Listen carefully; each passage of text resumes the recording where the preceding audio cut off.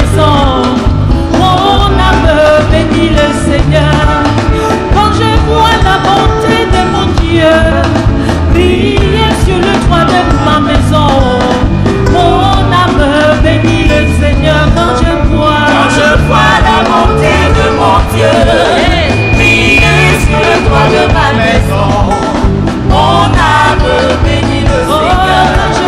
Quand je vois la bonté de mon Dieu briller sur le toit de ma maison, mon âme bénit le Seigneur.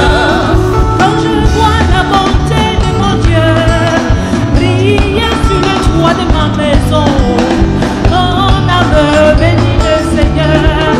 Quand je vois la bonté de mon Dieu briller sur le toit de ma maison, mon âme bénit le Seigneur. Quand je vois la bonté de mon Dieu briller sur le toit de ma maison, mon âme bénit le Seigneur. Quand je vois la bonté de mon Dieu briller sur le toit de ma maison, mon âme bénit le Seigneur. Mon âme bénit le Seigneur. Mon âme bénit le Seigneur. Mon âme bénit le Seigneur. Mon âme bénit le Seigneur. Mon âme bénit le Seigneur. Mon âme bénit le Seigneur. Mon âme bénit le Seigneur. Mon âme bénit le Seigneur. Mon âme bénit le Seigneur. Mon âme bénit le Seigneur. Mon âme bénit le Seigneur. Mon âme bénit le Seigneur. Mon âme bénit le Seigneur. Mon âme bénit le Seigneur. Mon âme bénit le Seigneur. Mon âme bénit le Seigneur. Quand je vois la bonté de mon Dieu briller sur le toit de ma maison, mon âme bénit le Seigneur. Quand je vois la bonté de mon Dieu briller sur le toit de ma maison, mon âme bénit le Seigneur. Mon âme bénit le Seigneur. Mon âme bénit le Seigneur. Mon âme bénit le Seigneur. Mon âme bénit le Seigneur.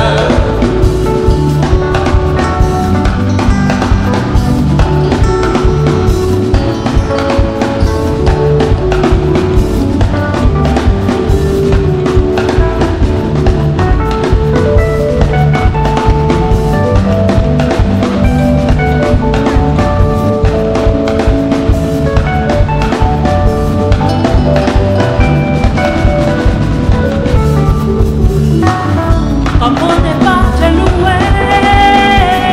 Comment ne pas te louer? Comment ne pas te louer?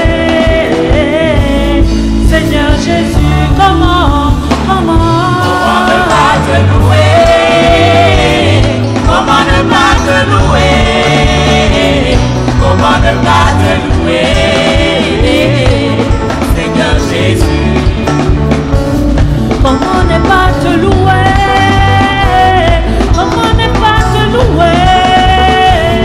Comment ne pas te louer? Seigneur Jésus, comment ne pas te louer? Comment ne pas te louer? Comment ne pas te louer? Seigneur Jésus, quand je regarde autour de moi, je vois tes merveilles. Je te dis merci, merci Yahweh. Comment ne pas te louer? Seigneur Jésus, comment ne pas te louer? Comment ne pas te louer? Comment ne pas te louer? Seigneur Jésus, quand je regarde autour de moi, je vois tes enfants. Je te dis merci, merci Seigneur. Comment ne pas te louer? Seigneur Jésus, oh comment ne pas te louer?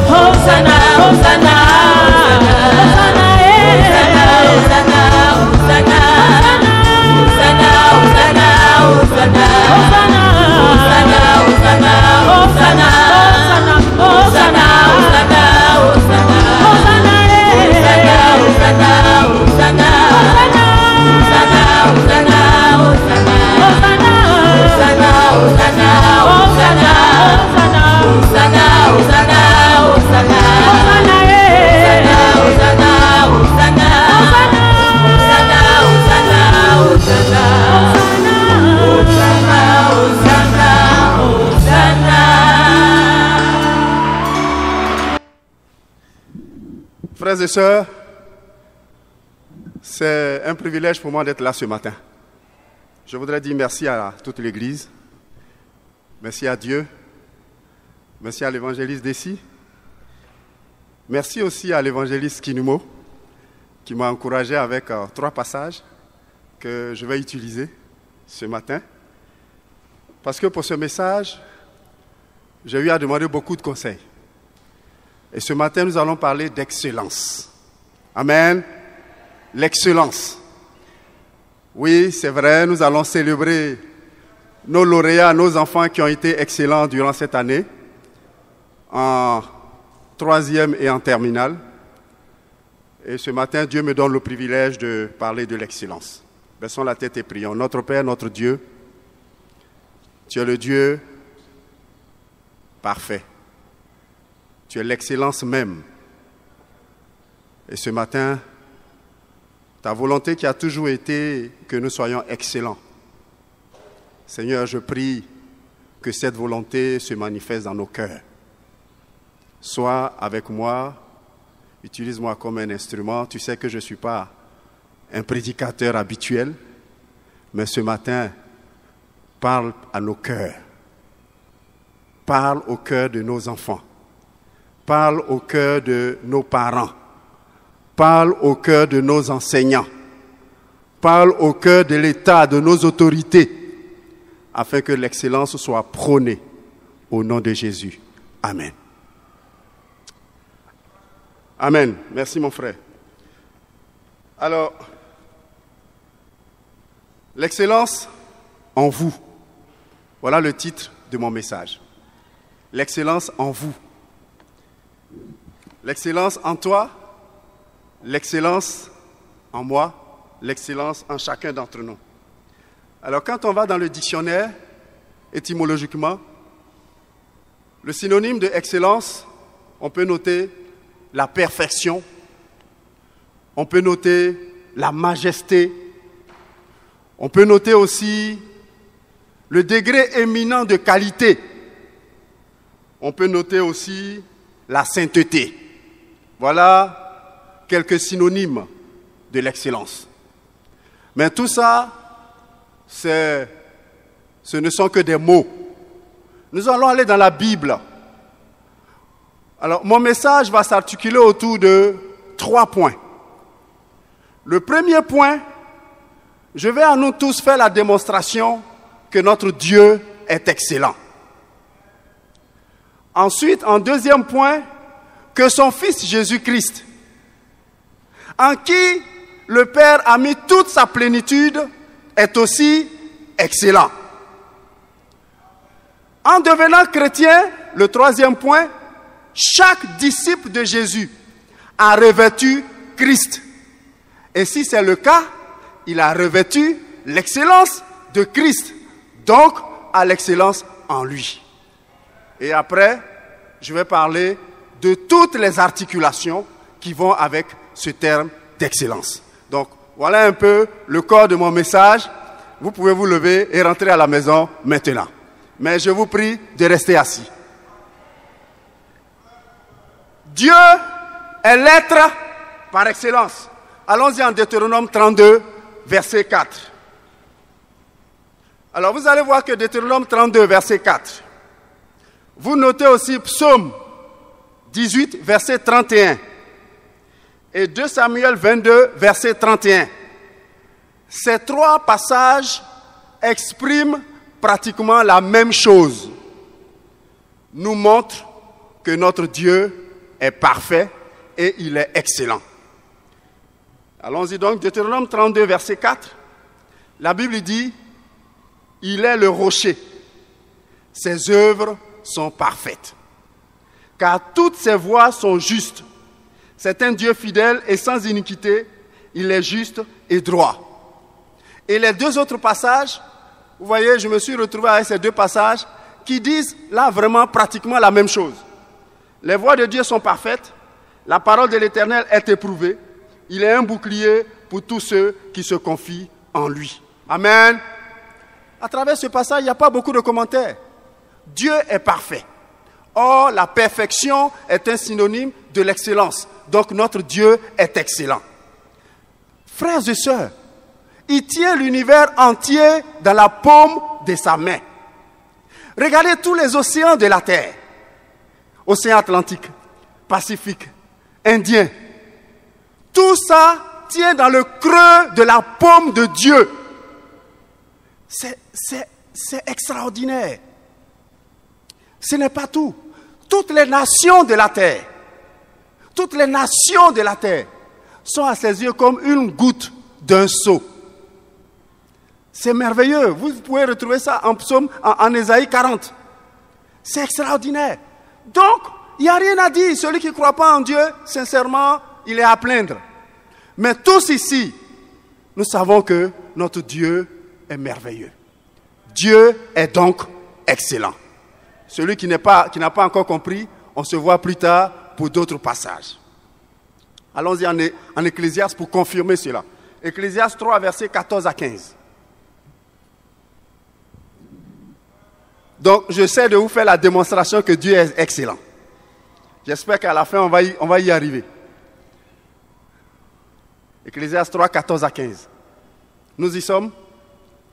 Il dit, j'ai reconnu que tout ce que Dieu fait durera toujours, qu'il n'y a rien à y ajouter et rien à en retrancher, et que Dieu agit ainsi afin qu'on le craigne. Ce qui a déjà été et ce qui sera a déjà été, et Dieu ramène ce qui est passé.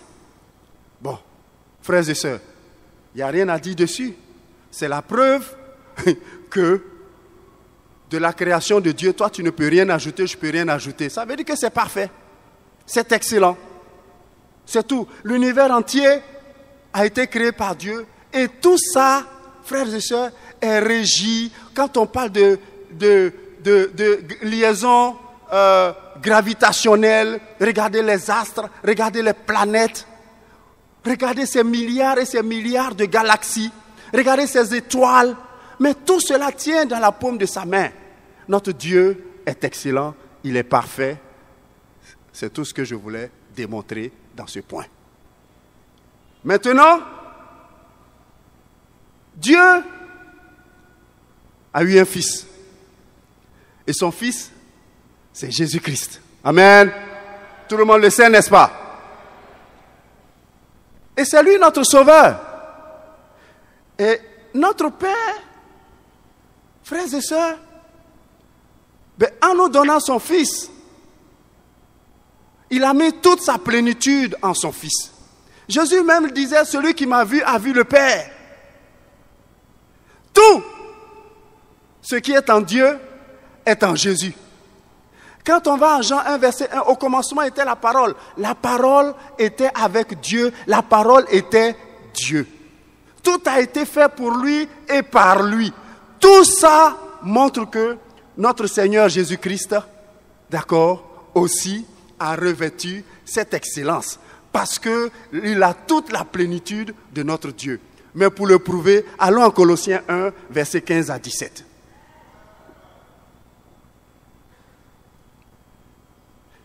Il est l'image du Dieu invisible, le premier-né de toute la création, car en lui ont été créées toutes les choses qui sont dans les cieux et sur la terre, les visibles et les invisibles, trône, dignité, domination, autorité, tout a été créé par lui et pour lui.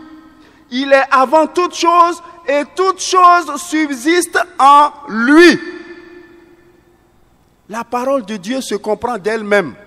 Selon ce passage, Jésus-Christ est l'image de Dieu. Donc si notre Dieu, notre Père, il est tout puissant, il est parfait, il est excellent, frères et sœurs, en conclusion, notre Seigneur Jésus-Christ l'est aussi. Amen. Matthieu 17, verset 5. Oui, là c'est Dieu lui-même qui va déclarer devant tout le monde. Matthieu 17, verset 5. La Bible dit, comme il parlait encore, une nuée lumineuse les couvrit. Et voici, une voix fit entendre de la nuée ces paroles. celui-ci est mon fils bien-aimé en qui j'ai mis toute mon affection. Écoutez-le. Waouh! Voilà, ça, c'est la preuve que Dieu, oui, a mis toute son affection, toute sa plénitude, toute son excellence, toute sa perfection en Jésus. Et il nous demande de l'écouter.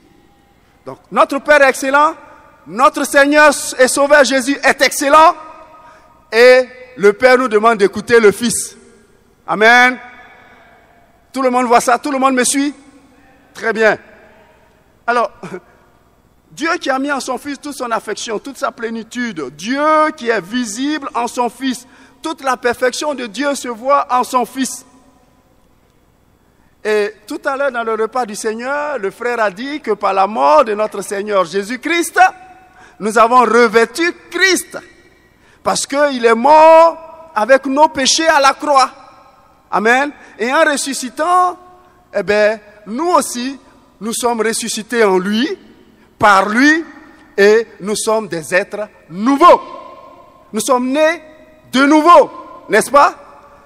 En naissant de nouveau, en devenant chrétiens, nous avons revêtu Jésus-Christ. Nous avons revêtu sa perfection. Nous avons revêtu son excellence. Ça veut dire quoi? Ça veut dire qu'en toi, il y a cette excellence si tu es un disciple de Jésus. Galates 3, versets 26 à 27.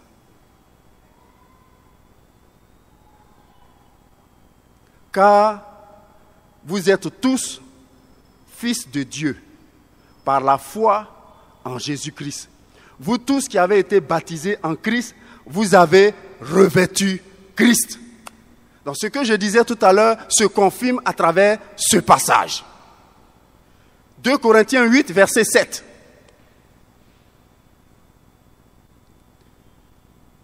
Donc comme nous avons revêtu Christ, ce passage dit, tout le monde y est, de même que vous excellez en toutes choses, en foi, en parole, en connaissance, en zèle, à tous égards, et dans votre amour pour nous, faites en sorte d'exceller aussi dans cette œuvre de bienfaisance. Ah! Il commence à avoir à être énoncé des implications. Puisque nous avons revêtu Christ et que nous avons l'excellence en nous, qu'est-ce que l'on doit voir en nous? Nous devons poser des actes de bienfaisance.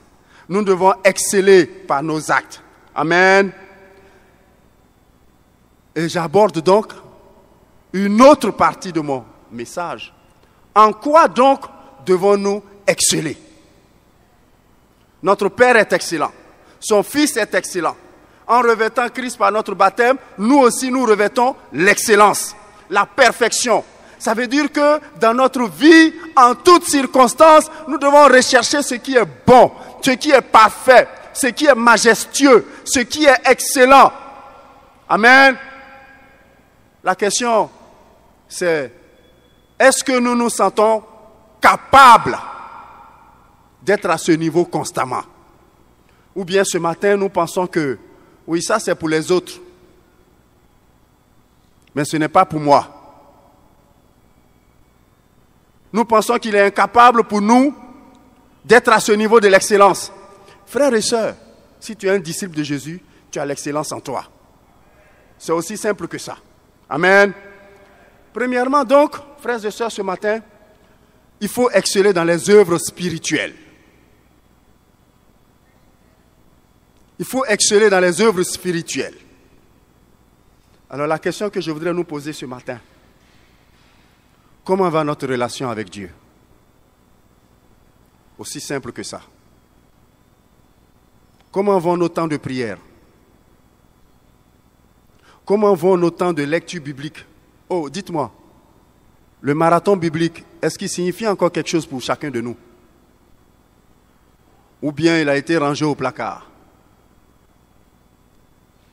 C'est une preuve d'excellence, d'être fidèle, d'être persévérant, d'aller, de commencer et d'achever. C'est une preuve d'excellence. La méditation. Est-ce que nous sommes en train de rechercher des thèmes de méditation qui pourraient nous aider pour travailler notre caractère? Ou bien, le coronavirus est passé par là? Le coronavirus est-il en train de fissurer progressivement notre relation avec Dieu? De nous voler notre joie? De nous empêcher de prier? Regardez, au moment où nous devons prier davantage, eh bien, à cause du coronavirus, de cette pandémie sanitaire, à cause de tout ce qu'on entend à droite et à gauche, la situation socio-politique, tout ça est-il en train de voler notre joie et de plomber notre relation avec Dieu?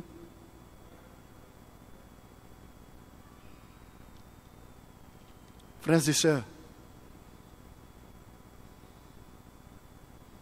l'évangélisation.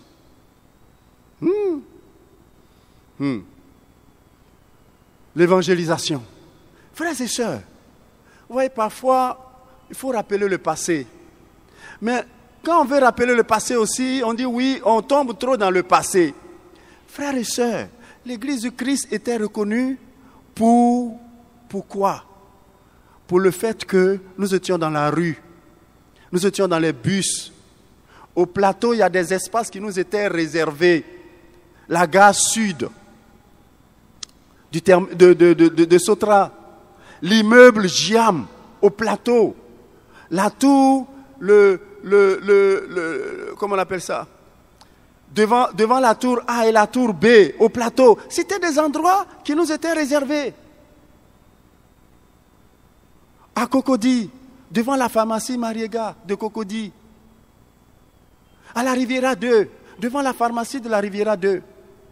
Frères et sœurs, que sommes-nous devenus en matière de mission, d'annoncer la bonne nouvelle?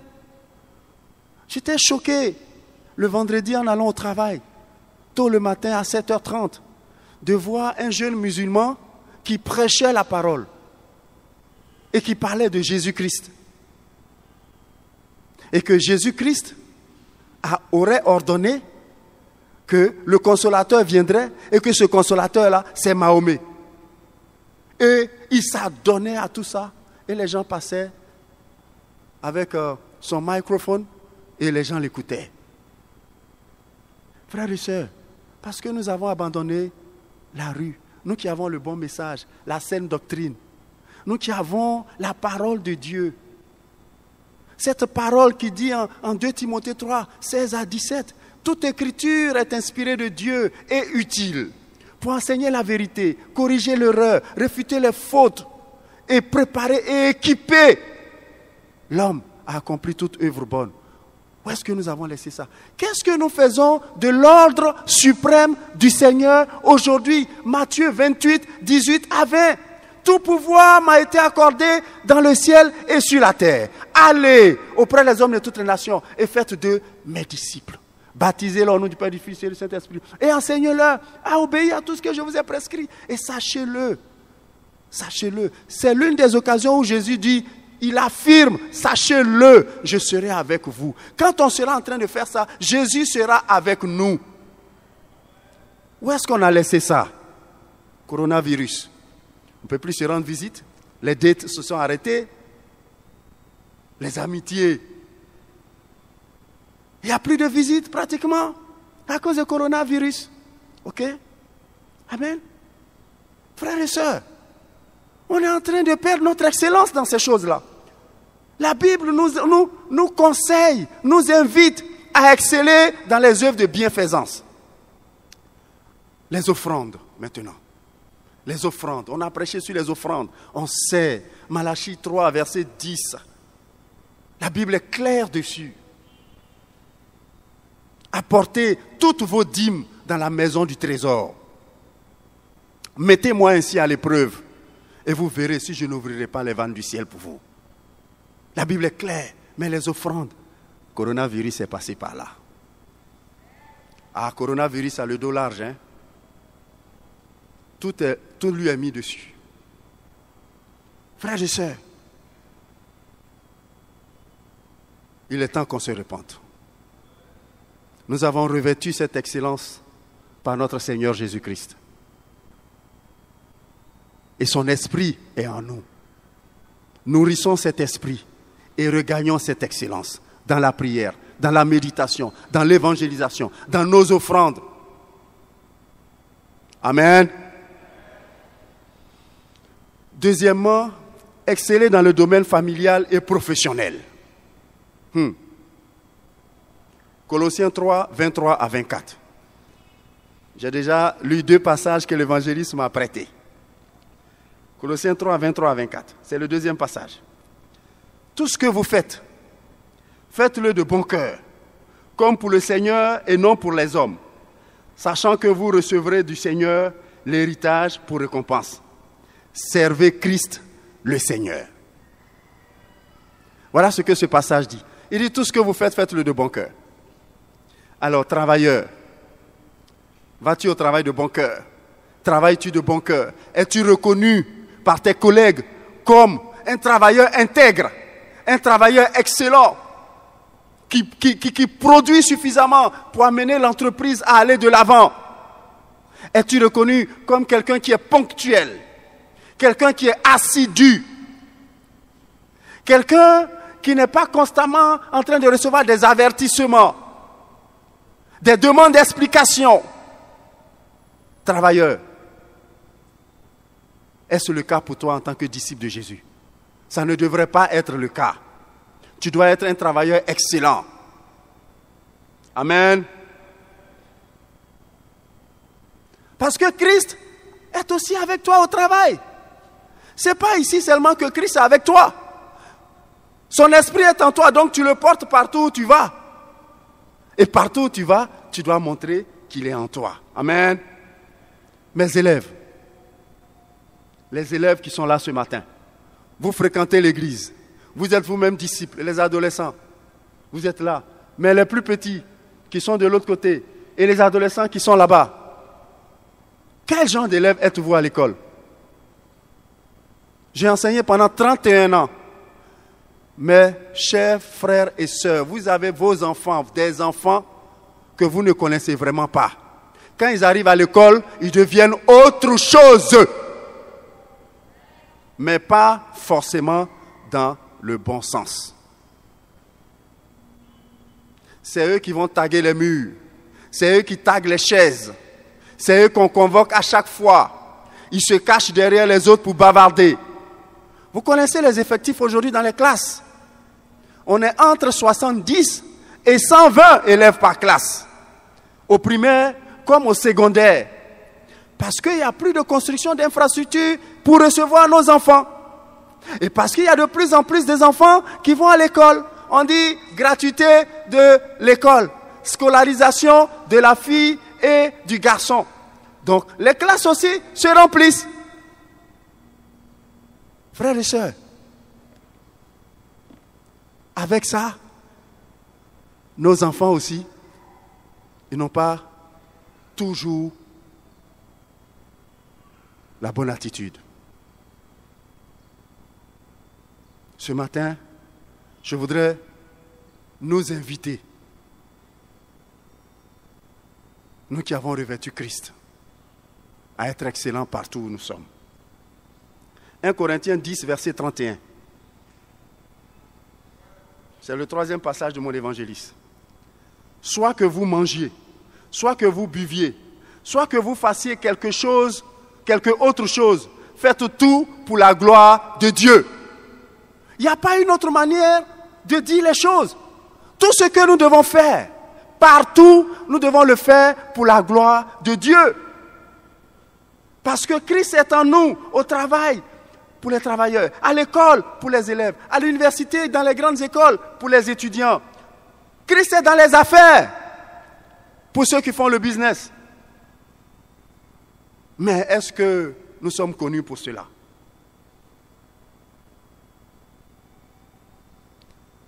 Est-ce que vous avez servi Christ dans vos études? Je parle aux élèves. Est-ce que nous avons servi Christ dans notre travail?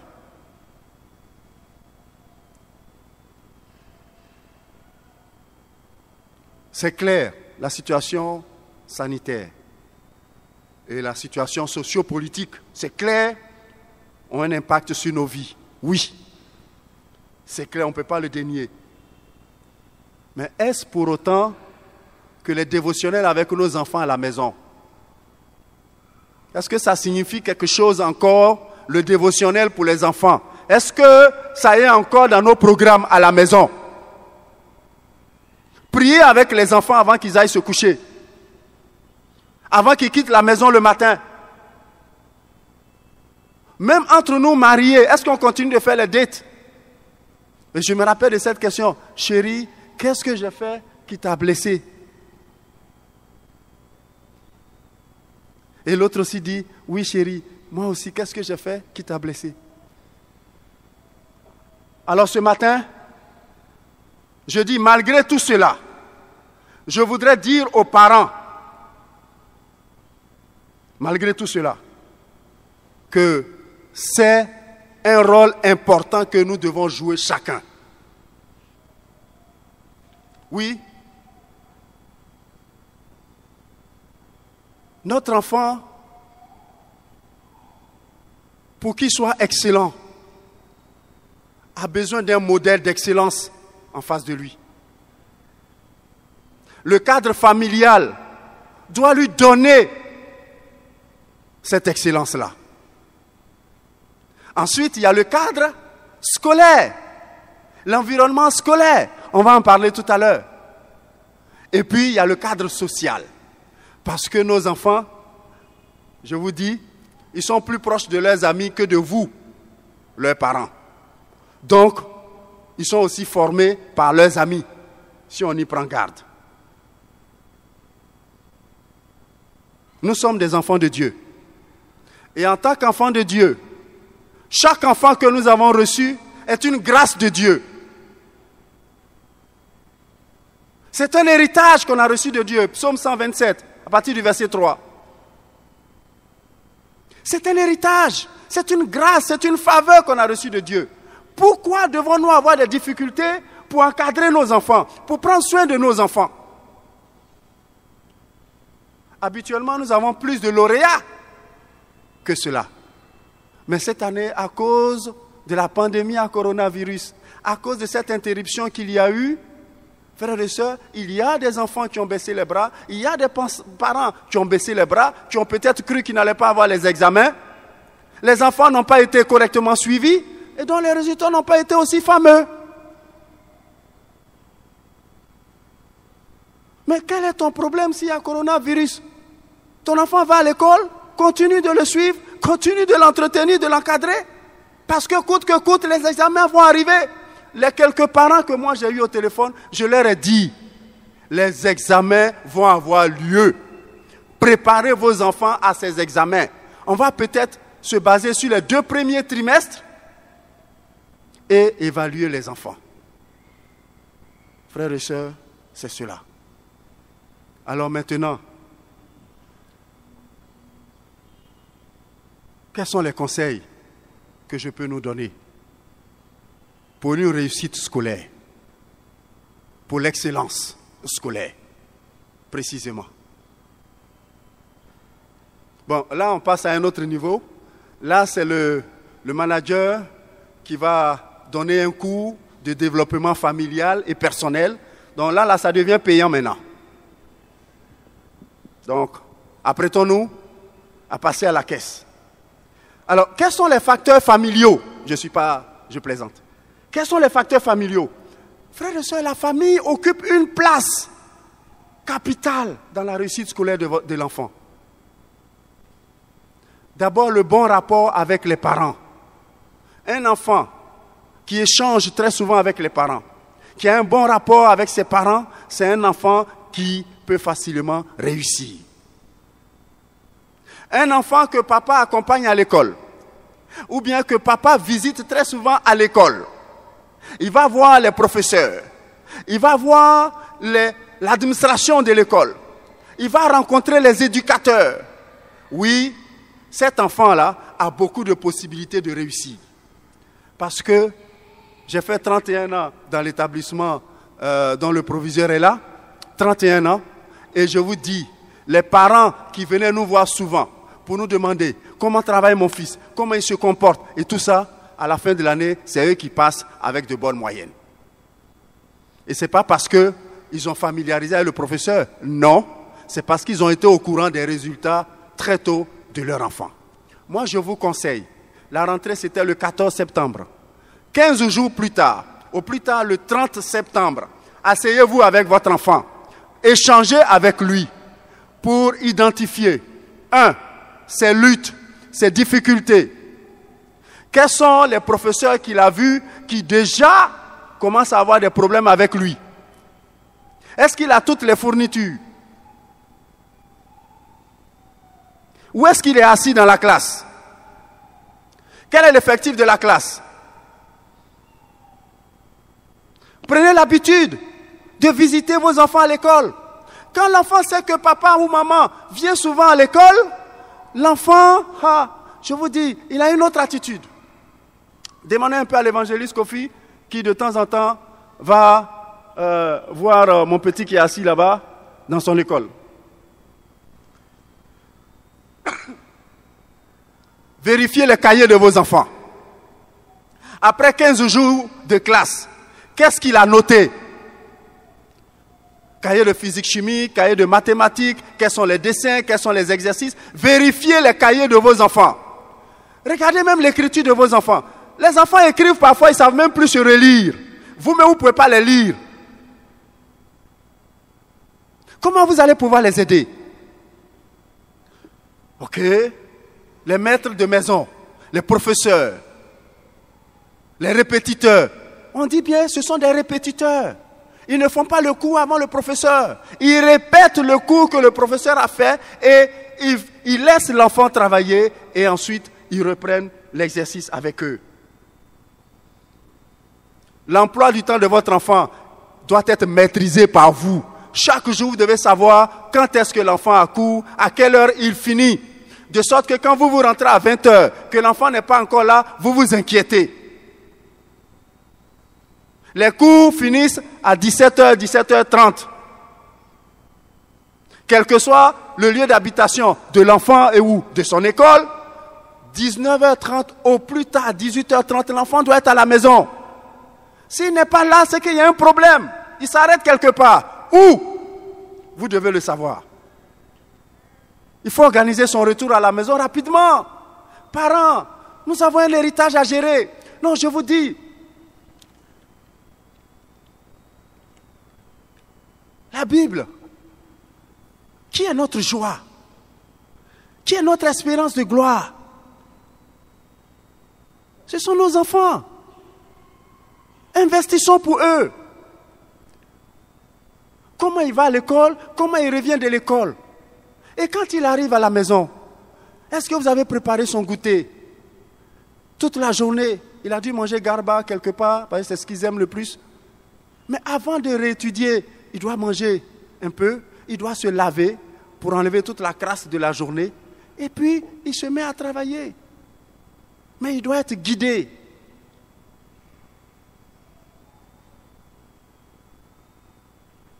Frères et sœurs, 15 jours après la rentrée, je vous ai dit, il faut vous asseoir avec votre enfant. Quels sont ses problèmes? Il faut les identifier. Quels sont ses points faibles? Quelle matière commence à lui poser des problèmes? Quelles sont ses forces? Parce que, je prends un petit exemple. Votre enfant, oui, il n'y a pas de différence dans les matières, je vous dis. De toute façon, tout est coefficient 1.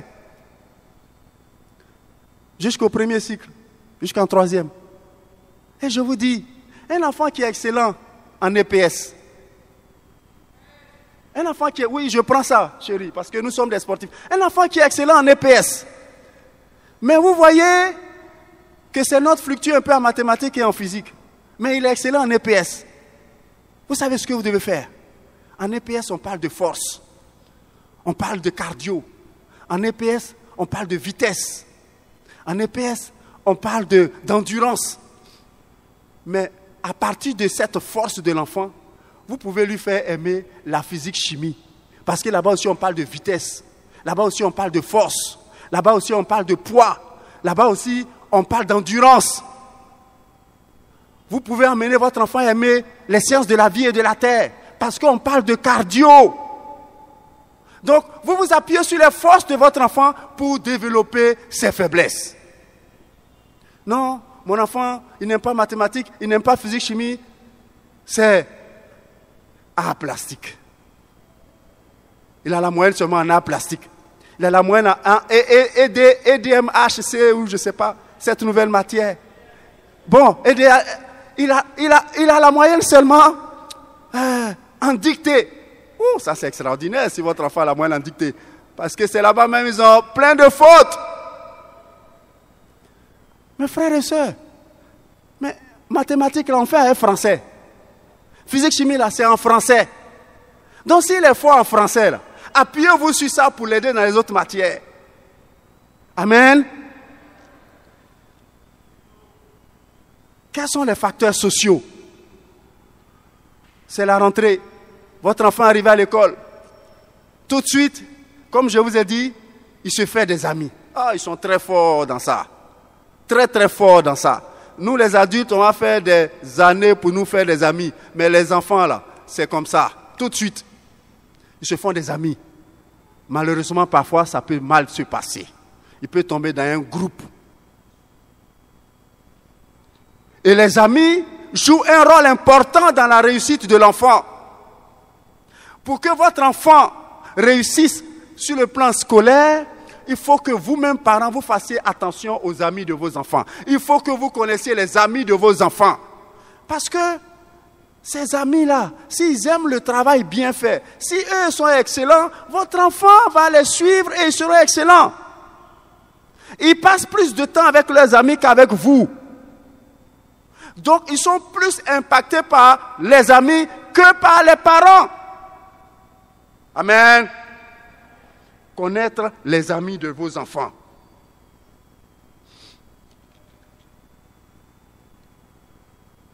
Parce que si c'est un mauvais groupe dans lequel il est tombé, c'est très rapide. Très rapide. Les résultats vont se faire voir tout de suite. Parce que votre enfant, il va à l'école, mais il ne rentre pas en classe, il s'en va avec les autres. Votre enfant, il finit l'école, il ne rentre pas à la maison parce qu'il s'en va avec eux. Mais si vous connaissez ses amis, dès que vous ne voyez pas votre enfant jusqu'à une certaine heure, vous les appelez. Mais vous allez voir, si eux ils sont bons, ils sont déjà chez eux. C'est qu'en plus de ces amis-là, de ce type-là, ils ont eu des amis d'un autre type. Eh bien, cet autre type-là va commencer à les transformer. Faisons attention à ça. Amen. Et puis, il y a les facteurs scolaires, je vous ai dit tout à l'heure, connaître les enseignants de vos enfants, suivre même le travail qu'ils font à la maison, les répétiteurs, il faut les suivre. Amen. Et puis, passez des objectifs, des buts avec vos enfants. Asseyez-vous et puis établissez ça. Amen. Oui. Il faut établir des règles et des objectifs avec les enfants. Nous, ce qu'on faisait avec nos enfants, on leur a dit, celui qui ramène 15 et plus en mathématiques, en physique, en français et en anglais, il a 1000 francs. Les enfants ont failli nous tuer. Parce que chaque fin de semaine, chacun avait au moins 8000 francs. J'étais dans une école aussi qui faisait beaucoup d'évaluations. Saint-Viateur, constamment évaluation. Et eux-mêmes, ils achètent les portables d'origine. Nous, on est dans les Chine à Tokyo, ils sont dans les origines. Parce que leur argent, là, ils mettent dans une caisse. Quand ils cassent, là, ça arrive à 80 000. Ça va payer portable, Origigi. Oui, mais en même temps, les notes qu'ils ramènent aussi sont bonnes. Ça peut ne pas être 1000 francs. Mais établissez un objectif avec l'enfant. Mes chers parents, respectez ça. même coronavirus ne peut pas vous empêcher d'honorer cet engagement. Respectez les objectifs que vous vous êtes fixés. Mon fils, tu me ramènes cette note-là, tu as 200 francs. Il va prendre 200 francs. Lui, il regarde. Mathématiques, physique, chimie, EPS, ECD, EDMH, et puis les autres matières. Là. Mais si chaque semaine, je vous dis, il a ramené 16, 17, 18 dans différentes matières, regardez combien ça fait. Tu es mort. Il faut mettre son budget à côté.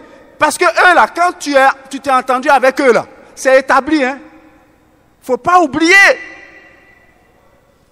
Maman, toi, tu fais ça. Et puis après, quand il faut donner l'argent, tu dis plus tard. Maman, il n'y a pas plus tard ici.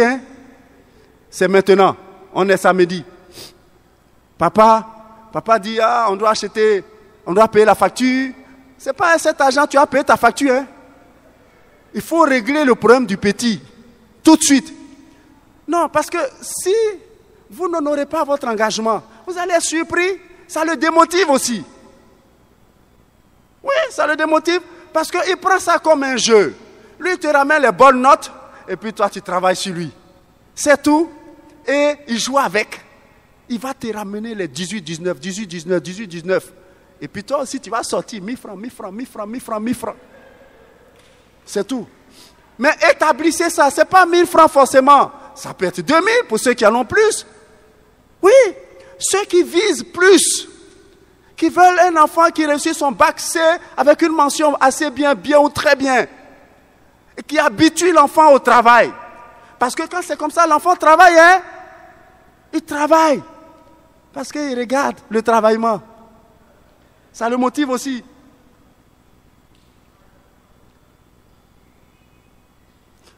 Comment on traite nos enfants? Toi, tu es nul. Toi, tu ne vaux rien.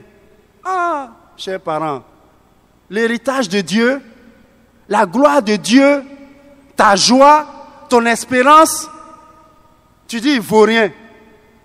Toi, mais tu es trop nul même. Non, toi-même, vraiment, je ne sais même pas comment tu es né dans notre famille. Parce que notre famille, on n'est pas comme ça. Il y a des parents qui disent ça à leurs enfants. Alors, quand vous mettez des choses comme ça dans la tête de vos enfants, vous voulez qu'ils vous donnent quoi? Tu prends le cahier de ton enfant, il y a des erreurs. Il y a des fautes. Tu ne dis pas, mais tu es nul. Mais toi, tu ne connais rien. C'est là qu'ils vont rappeler ce qu'ils ont fait avant. Bon, on n'a pas vu leur cahier aussi. On n'a pas vu leur cahier. Mais c'est là qu'ils vont dire ça. J'étais premier de ma classe. Nous là, ce n'était pas comme pour vous. Mais ce qui est sûr là, on ne dit pas ces choses comme ça. Tu prends le cahier des enfants, il n'a pas trouvé quelque chose. Tu ne dis pas tu es nul. Tu ne dis pas tu ne connais rien. Tu dis tu as fait 2-3 erreurs dedans. Reprenons ça ensemble. Ça c'est positif. Il a fait des erreurs. C'est-à-dire que tu ne personnalises pas la chose par rapport à lui. Tout le monde peut faire des erreurs. Mon fils, tu as fait 2-3 erreurs. Mais reprenons. Et puis on reprend. Ce n'est pas la guerre. Tu ne vas pas casser sa tête pour mettre dedans. Si tu n'as pas créé les conditions, dans quel environnement même il bosse? Où il dort? Avec quelle lumière il étudie? Comment il mange? Comment il se déplace? C'est Garba tous les midis? C'est le bus avec lequel il se bat chaque jour pour aller au travail? C'est aucun soutien, aucun accompagnement? Tu n'es jamais allé dans son école? Mais toi, tu attends son résultat et puis tu le traites de vaurien. Excuse-moi mon frère, chers parents, le premier vaurien c'est toi. Le premier qui ne joue pas son rôle c'est toi. L'échec scolaire de ton enfant vient d'abord de toi. Amen. Frères et sœurs, je voudrais m'arrêter là et dire ce matin que nous sommes privilégiés. Vraiment, nous sommes privilégiés. Vous voyez, dans cette foule, dans cette assemblée, il y a des gens compétents. Il y a des ressources humaines. Des gens qui peuvent nous aider dans tous les domaines. Je voudrais remercier Oanaka, avec qui nous avons pris les ordinateurs. Je voudrais remercier Kiki Jonas, qui nous a fait les polos que nous portons et les t-shirts que les enfants portent. Je voudrais remercier l'Église, Michael Coutouan, l'évangéliste principal, pour leur soutien. Mais c'est tout ça qui permet d'aller à l'excellence. Personne ne doit se sentir incapable d'accéder à cela. Demeurons confiants, soyons remplis de foi, sachant que la victoire nous appartient, parce que l'excellence est en toi et en moi. Que Dieu nous bénisse.